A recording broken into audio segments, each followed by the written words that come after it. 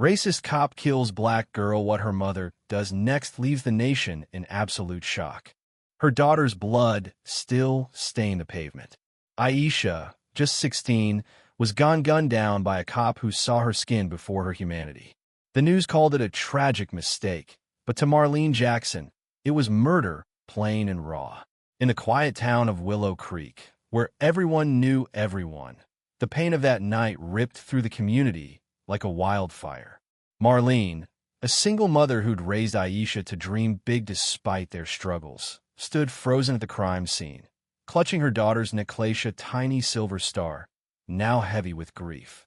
The officer, Daniel Holt, claimed Aisha reached for something during a routine stop. Witnesses said she was holding her phone, texting her mom about dinner. Holt's body cam was mysteriously off, and the department's report was a flimsy patchwork of excuses. The town split in two: those who defended Holt, a local hero with a badge, and those who saw Aisha's death for what it was: a racist execution. Marlene's world collapsed, but something fiercer than despair took root. A mother's unyielding love twisted into rage. Days passed, and the protests began. Willow Creek's main street became a battleground. Signs reading "Justice for Aisha" waved alongside fists raised in fury. Marlene was there every day, her voice hoarse from chanting, her eyes burning with tears she refused to let fall. The police chief, a man who'd once shared coffee with Marlene at the diner, promised a full investigation. But the town's whispers grew louder. Holt was untouchable, protected by a system that valued his word over Aisha's life. Marlene wasn't an activist. She was a nurse, used to stitching wounds and soothing pain, not igniting revolutions. But Aisha's death changed her. She couldn't sleep, haunted by the image of her daughter's body on the cold asphalt. One night, staring at Aisha's photo on the mantel, Marlene made a decision. She wouldn't let her daughter become another statistic, another name on a protest sign. She'd make the world see Aisha, the girl who loved poetry, who dreamed of becoming a lawyer, who laughed so hard she'd snort. Marlene started small. She gathered Aisha's friends, neighbors, and anyone who'd listen in her cramped living room. They shared stories of Aisha's life, her kindness, her fire. Those stories spread, first on social media, then on local news. Aisha Lives became a rallying cry. Marlene's pain fueled a movement, but it wasn't enough. Holt was still free, his badge untouched, while Aisha's grave grew cold. The turning point came at the town hall meeting.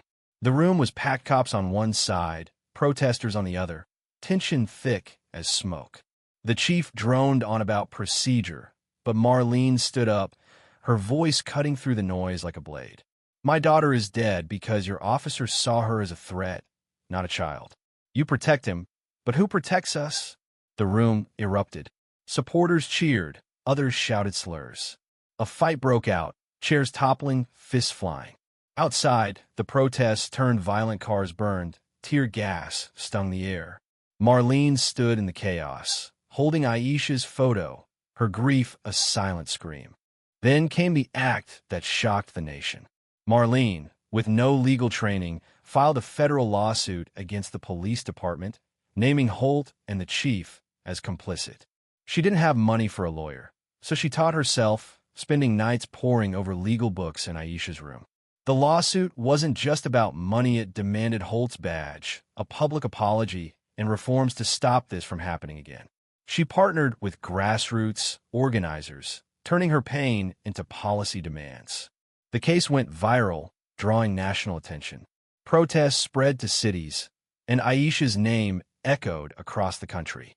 Marlene's boldest move came during the trial.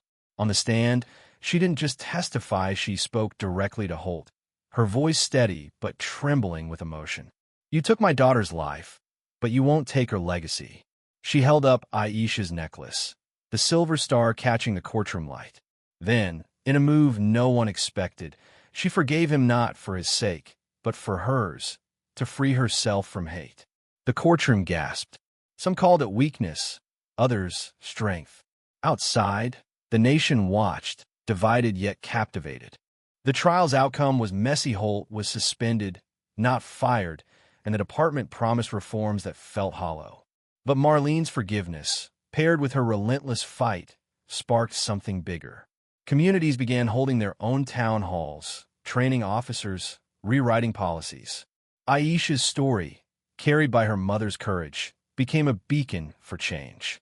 Marlene still visits Aisha's grave, the silver star necklace in her hand. She doesn't feel like a hero. She's just a mother who refused to let her daughter's life fade. And in that refusal, she showed a nation what justice, love, and resilience could do. Thank you for listening. If you find it interesting, please like and subscribe to follow the next stories.